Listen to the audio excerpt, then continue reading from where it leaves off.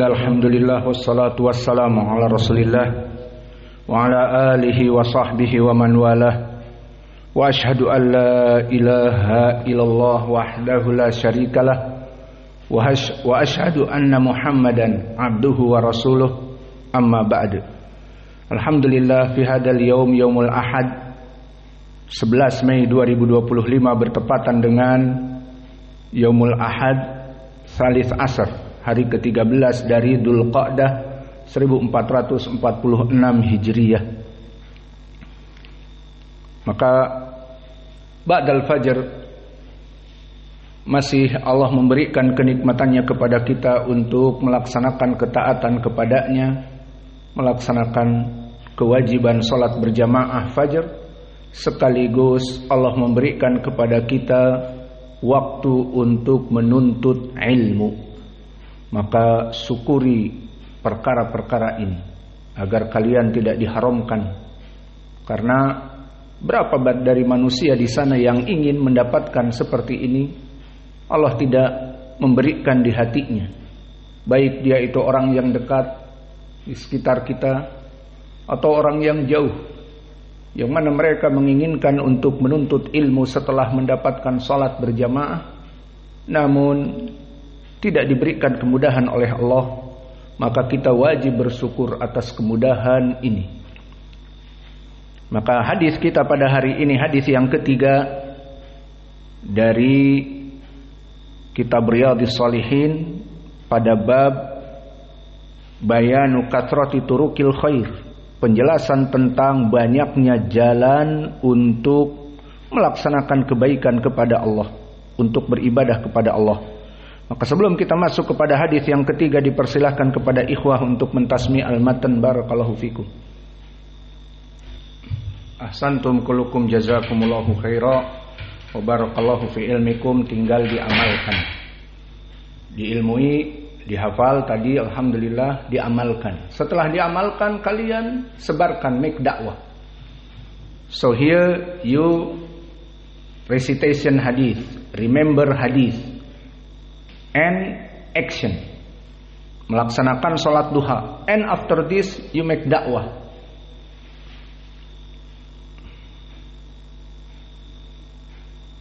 Bismillah. Qala an-Nawawi rahimahullahu taala, ats-tsalitsu anhu. Ats-tsalitsu maknanya hadis yang ketiga dari bab kathratu turukul khair. Maka di hadis yang ketiga, anhu, anman, anhu,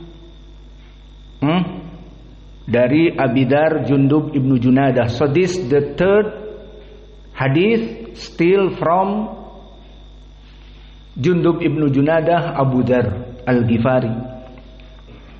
Qala Nabi sallallahu alaihi wa ala alihi wasallam, uridat alayya a'malu ummati, ditampakkan kepadaku amal-amal dari umatku kaum muslimin. Hasnuha wa sayyi'uha. Maka amalan terbagi menjadi dua. Amal dari umatku, amal yang baik dan amal yang buruk. Maka yang diinginkan di sini amal-amal ada dua. Amal yang baik dan amal yang buruk.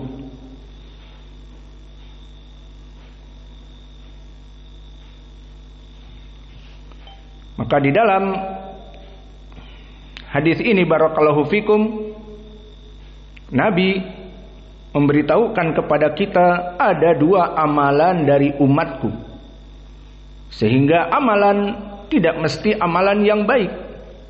Maka Nabi pun ditampakkan amalan yang buruk yang biasa dilakukan oleh kaum muslimin, bahkan di tempat yang mulia, seperti nanti kita jelaskan.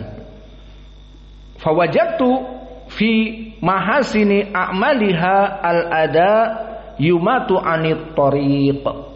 Maka dari amal-amal baik yang ditampakkan oleh Nabi kepadaku, oleh Allah kepadaku, adalah dengan al-ada yumatu minat tariq, maknanya sesuatu yang menyebabkan keburukan kepada orang yang jalan di jalan tersebut, itu dijauhkan dari jalan. Contohnya, misalnya ada pohon yang mana dia itu berduri, ada di tengah jalan, maka orang yang lewat, baik motor, sepeda, mobil, atau yang pejalan kaki, itu bisa jadi terluka dengan duri tersebut. Atau batu yang besar yang berada di tengah jalan, maka batu yang besar ini bisa mencelakakan orang yang naik motor. Kemudian ban depannya akan terbentur dengan batu tersebut dan akan membelok ke kanan dan ke kiri sehingga tidak terkontrol. Maka imatatul adza anit thariq, menghilangkan perkara-perkara yang bisa menyebabkan kecelakaan kepada saudaranya, itu sebagian dari iman. Maka ini yang menjadi poin kita di sini, kebaikan. Wa wajadtu fi masawi a'maliha, dan aku ditampakkan juga dari perkara yang buruk, dari amalan-amalan yang buruk adalah an-nukha'ah takunu fil masjid la tudfanu. Ma makna an-nukha'ah? Balgham, yakni orang yang batuk kemudian dia mempunyai lendir, dinamakan bahasa Arabnya balgham. An-nukha'ah adalah balgham yang keluar. Maka di saat dia di dalam tubuh menyebabkan batuk dan sesak nafas seperti itu, dinamakan balgham, lendir yang di dalam kerongkongan. Adapun di saat dikeluarkan dinamakan an-nukha'ah. Jadi si lendir yang keluar dari hidung ataupun dari kerongkongan karena dia batuk dinamakan nukha'ah. Jadi setelah nah, di sini di mulut kemudian dikeluarkan dinamakan nukha'ah. You know Ahmad, nukha'ah? So the nukha'ah adalah lendir yang dikeluarkan oleh seseorang di saat batuk, maka dia menjadi perkara yang buruk. Kalau ditanya, loh kok perkara yang buruk? Kan mengeluarkan lendir di dalam tubuh yang membuat kerongkongan ini batuk, perkara yang baik dari kesehatan. Iya, perkara yang baik jika pada tempatnya. Apa itu? Di mana di sini dia berdahak. Nukha'ah maknanya berdahak, mengeluarkan dahak. Di masjid tuh dibiarkan begitu saja. Orang menjadi jijik, apalagi hijau. Sudah infeksinya sangat parah. Maka di sini wajib bagi dia untuk antudfan. Makna tudfan adalah menguburnya. Jika tidak dikuburkan, maka dia berdosa. Maka poin pendalilannya barakallahu fikum, dari jenis perbuatan dosa seseorang berdahak di masjid dan tidak menutupnya. Bagaimana menutupnya? Di zaman Nabi, masjid itu terbuat dari pasir. Maka pasir yang ada di padang pasir itu dimasukkan ke masjid. Maka orang sholat di atas pasir. Belum ada keramik seperti kita yang mengkilat dan keras ini. Maka dari pasir itu disebutkan di dalam hadis ini, dari suatu keburukan seseorang melaksanakan di masjid, dia berdahak kemudian ditinggalkan begitu saja, maka ini berdosa. Lalu bagaimana caranya agar tidak berdosa? An yudfan, agar dia menguburnya. Seperti dibuat lubang kemudian dikuburkan. Itu makna menguburnya, bukan menguburnya dibawa ke pekuburan kaum muslimin kemudian dikuburkan, dibuat lahat.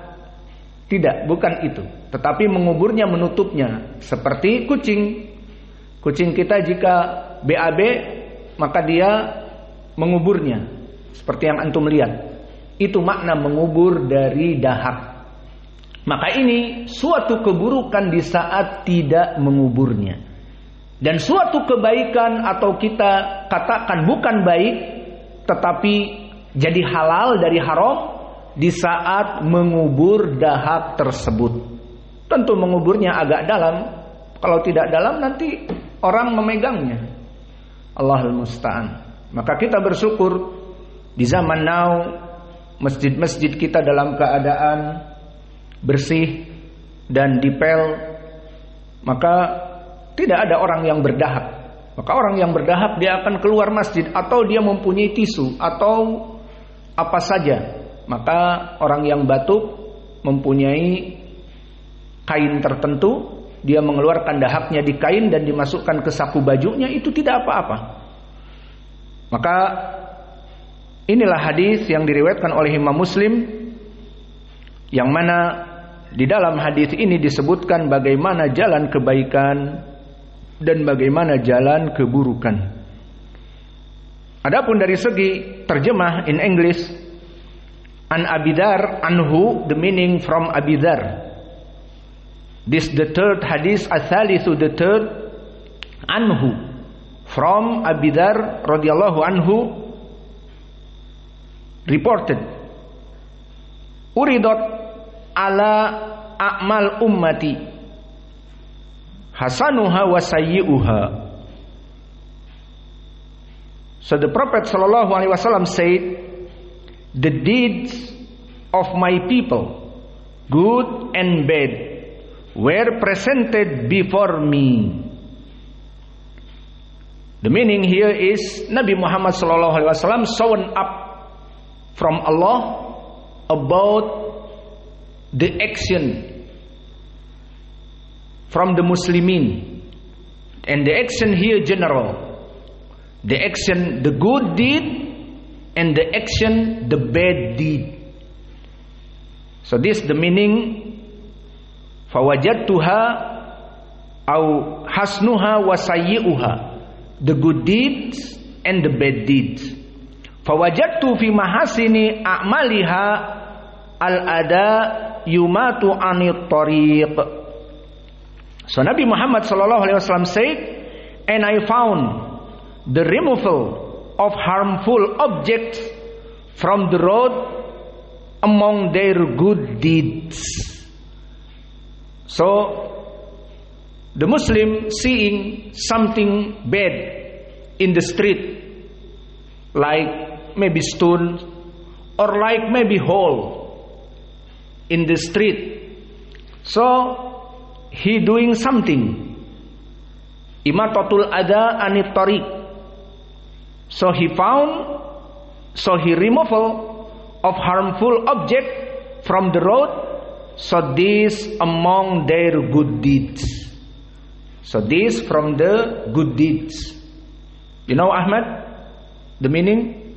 So from the good deeds is removal of harmful object from the street, from the way. This the first from the good deed. Wa wajadtu fi musawi aw wajadtu fi musawai a'maliha an-nukha'ah, and plagium. The meaning plagium is to, this the meaning. And plagium with might be in a miscue, left unburied among their evil deeds. So someone have a coat and he said, this point is the first, no problem, not haram. So when this action is haram, when he leave his plagium or his nukha'ah, so he leave it. So this haram in miscue. So Nabi Muhammad sallallahu alaihi wasallam said, when someone plagium with might be in a miscue, left unburied, this the meaning, left unburied, ditinggalkan begitu saja. So you leave it. So this is the haram. Why? Because make zulm to the Muslimin. So what after this? You make a dafn. So you must bury it. So this halal if you make buried it. But if you left unburied, this evil deeds. Okay, you know Ahmad now? So if you have coke, so you left this haram. But if you buried it in zaman Nabi, not now. Now you can bury it. So you just make in your tissue, or handkerchief. So you make in your handkerchief. This is good, because this time now not sand. In Nabi Muhammad SAW miscue, Nabi SAW with sand. So you can bury it, and bury it, this halal. But when you left unburied, so this haram. Taib, you understand? Okay. Setelah kita memahami, baik yang bahasa Indonesia paham, yang orang Rusia juga paham, maka kita akan mengambil dari pertama poin pendalilan di dalam hadis ini. So what is the point this hadis to the chapter? Maka mana wajah pendalilan hadis ini kepada bab ini? Apa bab ini? Bab menunjukkan jalan-jalan kebaikan yang banyak. Mana wajah pendalilannya? Wajah pendalilannya uridat alayya mahasina ummati. Yani Allah menampakkan kepada Nabi Muhammad kebaikan-kebaikan yang bisa dilaksanakan. Maka dari salah satu kebaikan from the good deed, imatatul adha anit tariq, removal something harmful from the way. Imatatul adha anit tariq. So this hadith talking about removal something bad, harmful from the way. In the other hadith, di hadith yang lain di sana diriwayatkan oleh Imam Muslim dari Abi Hurairah, min syu'abil iman, dari keimanan. Seperti hadith yang diriwayatkan oleh Imam Muslim an Abi Hurairah, al-imanu salatu was-sab'una bid'atun. Bahwa iman itu 73 cabang. A'laha man yaqulu la ilaha illallah. Yang paling puncak keimanan adalah kalimat tauhid, masuk kepada Islam, itu puncak keimanan. Dan yang paling rendah imatatul adha anit tariq. Yang paling rendah dari keimanan seseorang, melihat ada duri, melihat ada lubang, melihat ada batu besar di tengah jalan, oh nanti saudaraku yang datang setelahku akan terperosok kepada lubang, maka saya akan membuat tanda dari cabang pohon agar orang tidak melewatinya, ataupun saya jadikan tempat itu ditabur dengan tanah yang lain sehingga rata. Atau jika ada batu besar, maka batu itu dipinggirkan, jangan di tengah jalan. Nanti orang akan menabrak batu itu dan akan jatuh. Maka itu semua di dalam hadis Abi Hurairah. A'adnaha, yang paling rendah dari keimanan, menyingkirkan duri atau sesuatu yang mencelakakan dari jalan tersebut. Faham? Maka itu dari keimanan. Dan di sini ada lawannya. Lalu bagaimana orang-orang yang ceroboh? Seperti dia makan pisang di jalan, kemudian dia lempar begitu saja. Di jalan, apalagi jalannya sedikit becek, hujan, gerimis, dan selain itu juga dia jalannya adalah jalan yang misalnya semen yang sudah berlumut lagi, maka licin. Maka kemudian setelah dia makan dan melempar kulit pisangnya tadi di tengah jalan, datanglah misalnya orang yang setelahnya, dan dia dalam keadaan tidak mengetahui keadaan dan terpeleset. Maka terpeleset, jatuh. Kebetulan dia penjual bakso yang dibopong, dipanggul. Maka jatuhlah dia dan jatuh dari baksonya. Siapa yang menanggung ini semua? Maka di dalam fikih Islam, orang tadi yang melemparkan kulit pisang, dia yang menanggung jika dia diketahui, karena dia yang menyebabkan orang menjadi kecelakaan setelahnya. Maka di dalam Islam seperti itu. Karena ini kebalikan dari imatatul adha anit thariq. Ini kebalikan dari iman. Bahkan menjadi perbuatan yang buruk. Seseorang lalai membuang dari kulit pisang di tengah jalan, maka orang yang setelahnya terpeleset, jatuh, dan dia membawa dari gerobak bakso, maka jualannya hancur. Gerobak baksonya juga jatuh bersamanya.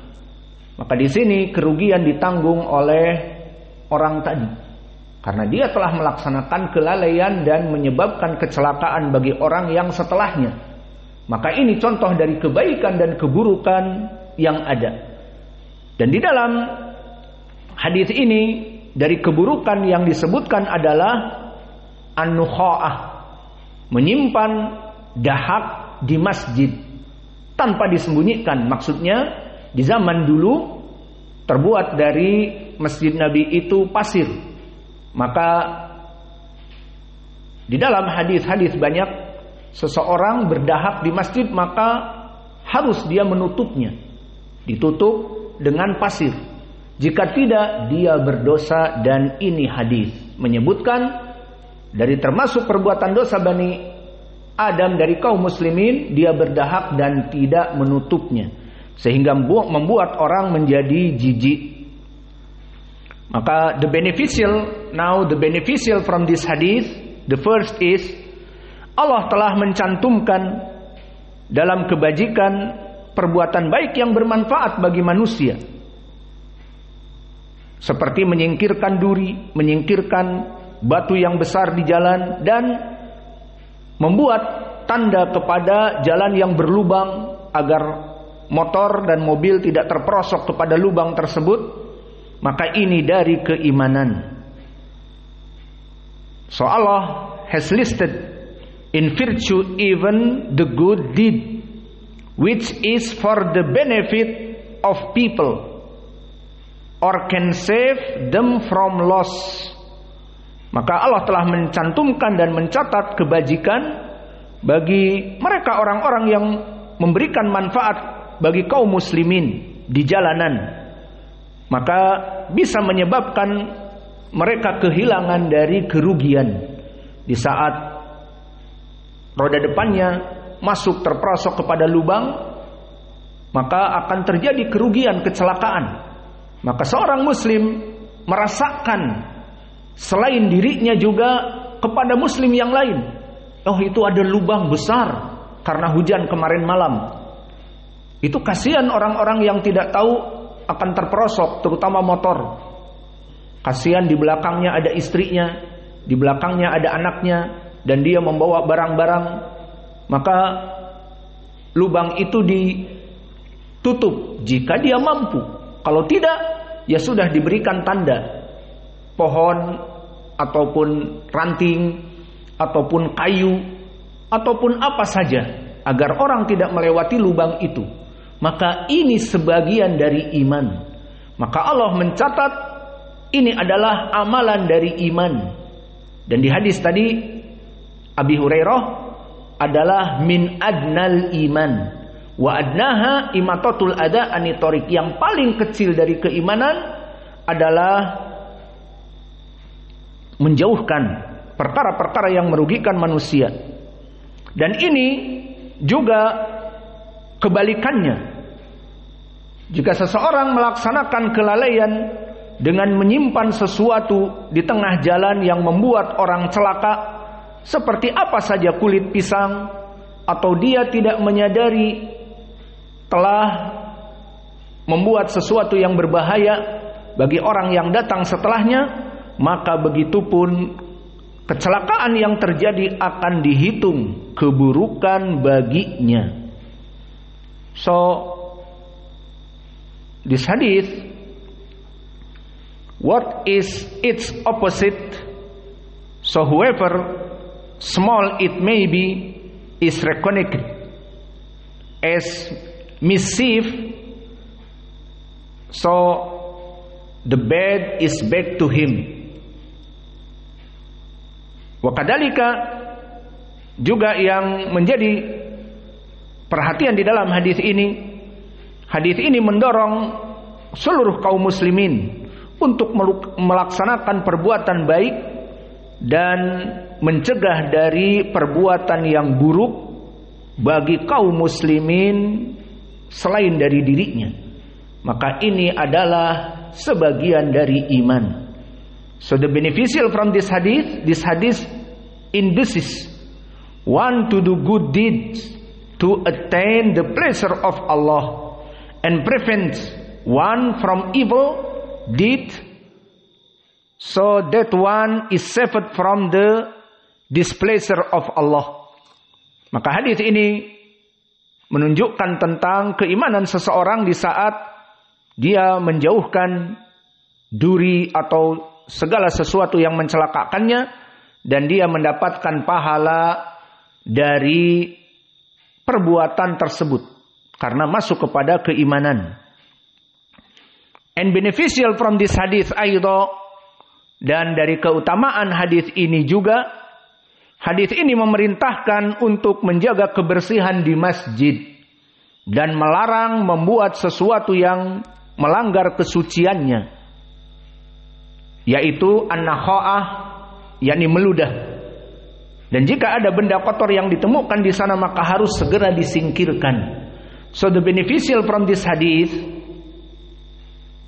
the hadith enjoins cleanliness of mosques and forbid throwing of anything there which violates its sacredness, like spitting.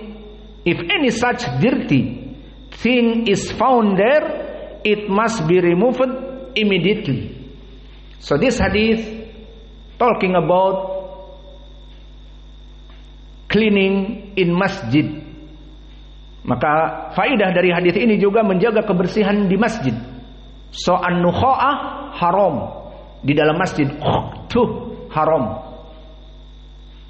Because make zulm and make dirty the masjid. So this hadith, like the other hadith, hadith Anas, muttafaqun alaih. Lama ja'a a'rabi ila Rasulillah, lama ja'a a'rabi ila ta'ifatil masjid, fabala fi ta'ifatil masjid, fazajarahun nas. Faqala Rasulullah sallallahu alaihi wasallam, da'uh. Falaman taha amara Rasulullah sallallahu alaihi wasallam bi ihraqin min ma'in. So from this hadith, kita terjemahkan Indonesia dulu. Suatu hari datang seorang badu, dan makna badu adalah orang yang datang dari pedalaman, bukan seperti di kota.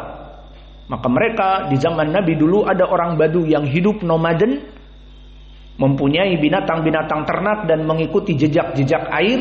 Mereka tidak bergabung dengan manusia. Kalau sekarang di Sumatera orang kubu. Maka mereka sangat badui. Datang ke masjid, kencing di pojok masjid. Lihat, saking baduknya, dia buka celananya, kencing di pojok masjid. Para sahabat terheran-heran. What is that? Kemudian semuanya pada berlari ingin menabrak orang itu, mengambil orang itu, menarik orang itu, mengangkat kakinya, melempar dari masjid dan sebagainya. Apa yang dikatakan oleh Nabi? Da'uh, jangan, biarkan, leave it. Maka dibiarkan, dia kencing terus sampai finish. Biarkan.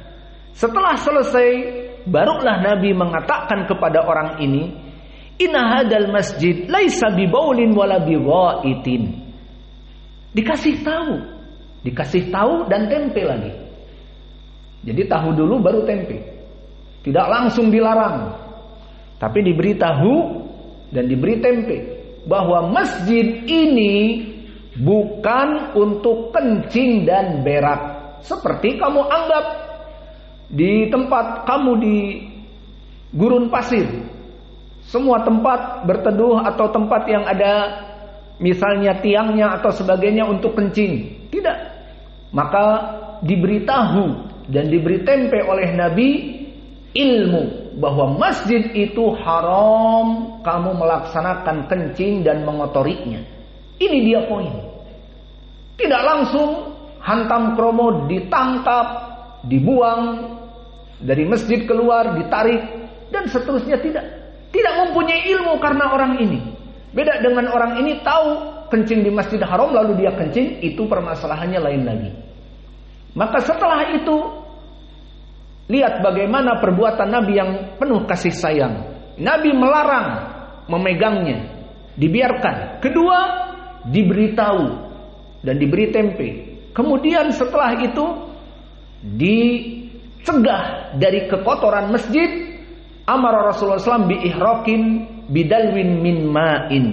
Maka Nabi memerintahkan untuk menyiramkan satu ember untuk mensucikan masjid. Maka lihat faidah Nabi di sini. Nabi Muhammad tidak langsung melarang orang ini dan mencegah orang ini dari kencingnya. Dibiarkan karena dia jahil.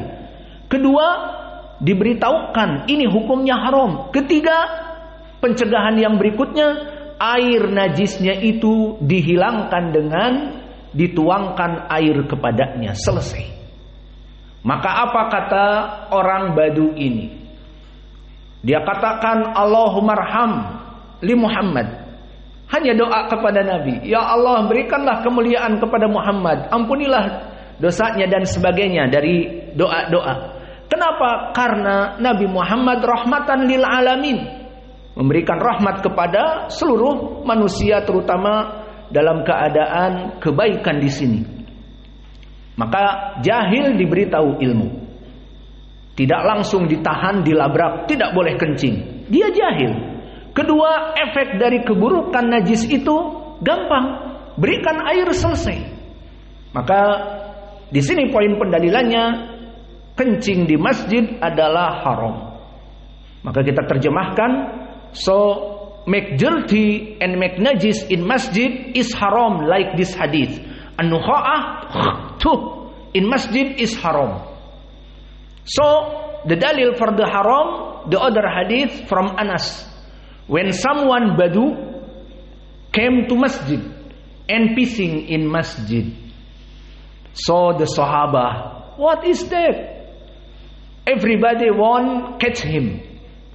Everybody want to make stop his pissing.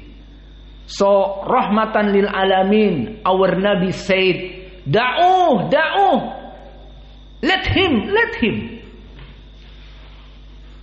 So after this, when he finished the pissing, ready, Nabi Muhammad SAW teach him. Why? Because he do something bad, because he don't know. Badu. Not stay with the people, just stay with camel or cows or sheep. Nomaden. They stay nomaden in the Sahara or in the gurun pasir.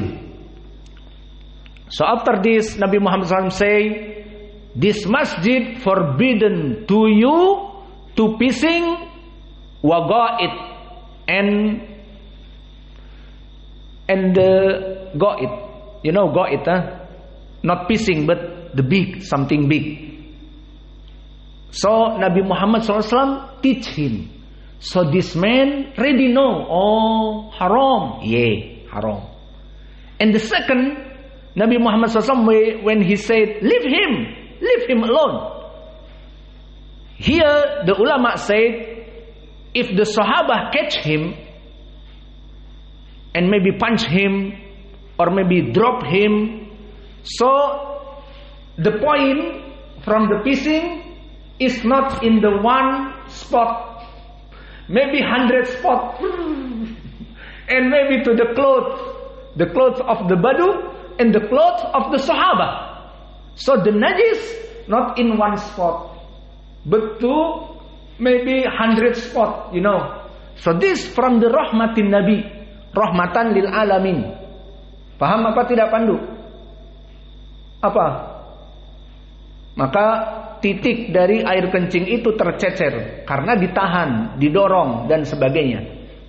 Maka di dalam hadis ini menjadi pendalilan bagi kita Nabi Muhammad SAW rahmatan lil alamin. Why the man do like this? Because jahl, because ignorance, don't have ilm. So Nabi teach him, this masjid haram, forbidden to pissing it. This the first. And the second, Nabi said to the Sahaba, da'u, leave him alone until he finish the pissing. Because if now you drop him, the najis is too much. Point. And the second, the man will be sick. What the sick here? Ahmad, UTI, urinary tract inflammatory. Urinary tract inflammatory. So when someone pissing and he like burning. So this the name urine tract inflammatory. Inflammatory the meaning like infection. So this guy may be sick like this because he pissing not finished. Like stop it. So will be sick, urinary tract inflammatory. Maka dari faedahnya juga Nabi melarang orang ini untuk dipaksa berhenti karena seseorang yang kencing kemudian dikagetkan. Maka kalian jangan mengagetkan orang yang kencing. Begitupun kucing. Di saat kucing ataupun anjing mengangkat kakinya, hehehe, dilempari. Kasihan. Baru kencing setengah kemudian terputus, itu akan menyebabkan penyakit UTI, urinary tract inflammatory. Apa itu? Radang di saluran kemih. Kenapa bisa? Karena seseorang di saat kencing, terutama kencing di pagi hari selama dia tidur, itu mengeluarkan zat-zat terutama yang mengandung kapur, seperti mineral yang ada di dalam tubuh dan juga protein yang ada di dalam tubuh yang berupa seperti butiran-butiran yang jika dia itu menghambat ginjal akan menjadi batu ginjal. Paham tuh? Maka di saat terutama kencing yang panjang, seperti orang Badu ini mungkin kencing yang panjang, di mana dia menahan kencing, kemudian kencing. Maka di situ ada larutan-larutan elektrolit dan ada tepung-tepung seperti protein, mineral dan yang lainnya yang mengalir dengan urin di tract di dalam saluran kandung kemih. Dari kandung kemih kepada saluran ureter namanya. Saluran air kencing yang ada di penis kalian. Maka di saat keluar semua zat-zat elektrolit ini lancar, dipukul dia. Bum, kaget. Terputus. Nah, di sini akan menyebabkan infeksi. Kaget. Si kandungan-kandungan itu tertahan. Maka dia akan tertahan dan akan bisa jadi setelah itu menjadi inflamatori ataupun infeksi. Lihat bagaimana rahmat Nabi. Dan setelah itu bagaimana dengan kemungkaran yang ada? Ya biarkan kemungkaran akan diangkat meskipun beberapa waktu. Setelah selesai diajari orang ini dan diselamatkan dari penyakit UTI tadi dan diselamatkan dari poin di saat dia kencing dibiarkan satu titik, iya apa tidak poinnya? Maka di saat dia didorong, di saat dia dipukul akan tercecer kencingnya ke bajunya, ke baju sahabat dan ke tempat masjid yang lainnya. Maka poin dari jatuhan air itu akan tercecer. Maka Nabi melarangnya dibiarkan untuk tujuan kebaikan. Dan kemudian bagaimana kezaliman kepada masjid ini dikotori, ada waktunya. Setelah selesai dan semuanya, tinggal masjid dibersihkan, dibuang air kepadanya, air yang bersih 1 ember. Selesai. Maka lihat rahmatan lil alamin. Tidak menyebabkan orang Badu yang tidak mempunyai ilmu ini celaka. Dan masjid yang didolimi misalnya menjadi kotor, tetap dibersihkan meskipun beberapa waktu saja ada kekotoran padanya. Fahim? Inilah bagaimana cara berdakwah bagi orang-orang yang diberkahi oleh Allah. Maka lihat Nabi mendakwahkan Islam dengan penuh rahmah. Maka the Muslim here must be hikmah in dakwah, not something bad, melaksanakan keburukan di masjid langsung dipukul dan sebagainya. Kecuali kalau dia memang talabul ilm, mengetahui ilmu, seperti jangan mencuri kemudian mencuri, maka kita bisa meringkusnya dan juga memukulnya dan membawanya ke polisi. Namun di sini orang Badu tidak mempunyai ilmu, maka Nabi mengajarinya. Faham? Maka lihat bagaimana rahmat Nabi. So this hadith dalil from beneficial this hadith. The hadith enjoins cleanliness of mosque and forbid throwing of anything there. Maka di sini menjadi pendalilan bahwa menjaga kebersihan dan kesucian masjid itu adalah kewajiban, dan haramnya seseorang membuang sesuatu yang membuat kotor masjid. Awas. Maka kalian jangan sembarangan menulis kemudian the bad papers you just throw in masjid. Meskipun itu kertas tetapi membuat kotor.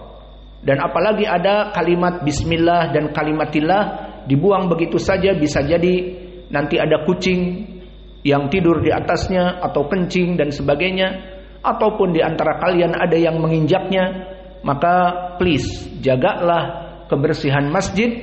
So this hadith, the beneficial from this hadith is make cleaning to masjid and not throw anything to masjid, menjaga kebersihan masjid. Maka ini yang bisa kita berikan dari hadis ini. Maka turukul khair katsirah, jalan untuk melaksanakan kebaikan banyak sekali. So someone want make do good deeds is too much way to good deeds. What here is the point in hadith? Too much way like imatatul ada anit tariq. You remove something harmful to your brother in the way. This is the first. And the second, not throw naha'ah in masjid. So if you want do like this, no problem. For your tissue or for your handkerchief, so make a clean to masjid. This always. Maka ini yang bisa kita berikan. Wa naktafi ilahuna wa jazakumullahu khaira wa barakallahu fi ilmikum. Subhanakallahumma bihamdika asyhadu an la ilaha illa anta astaghfiruka wa atubu ilaik. Baqiya soal hadis an-nadhafatu minal iman. Mahaluh indak ya Ahmad. Question hadis an-nadhafatu minal iman. The cleaning is from the faith. The cleaning is from the faith. Mahaluh. What is this hadith? You know? Meaning, the cleaning is from the faith, you know, meaning. The meaning, you know. An-nadhafatu minal iman. The cleaning is from the faith, from the iman. If you make clean, so this from the faith, from the iman. You know this hadith mahaluh. This hadith is what? Hudayfah. Maudu. This hadith is maudu. You know maudu? Maudu is not from the Nabi, but the people say this from Nabi. This the meaning maudu, fake. The hadith is fake. Different between fake, maudu, and da'if. The da'if is weak.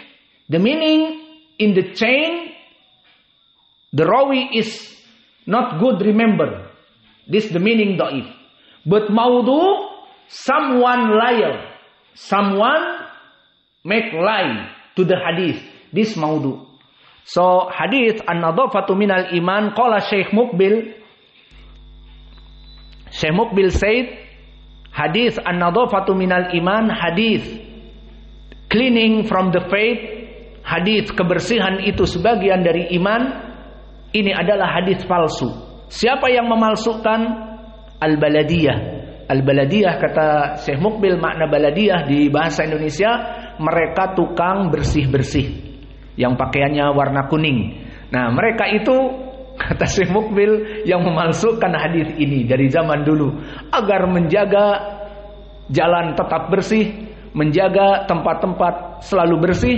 Maka an-nadhafatu minal iman, bahwa kebersihan dari sebagian keimanan, hadis yang palsu namun tersebar di kalangan kaum muslimin, yang jelas maknanya bagus, namun pengucapan hadis dinisbatkan kepada Nabi tidak benar. Maka ini faidah dari yang bisa kita petik di pelajaran ini. Wa naktafi ilahuna wa jazakumullahu khaira wa barakallahu fikum. Tafadhalu hafizakumullah.